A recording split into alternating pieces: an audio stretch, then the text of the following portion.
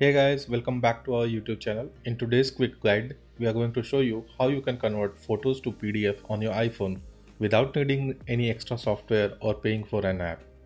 To do this, open the Photos app. We already have it open here. Now, tap on the select button and choose the photos you want to convert into a PDF.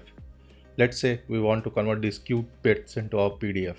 Now, tap onto the share button, scroll down to the bottom and tap on the print option.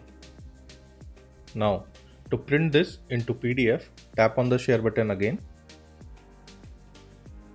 and now save to files. Tap on the save button.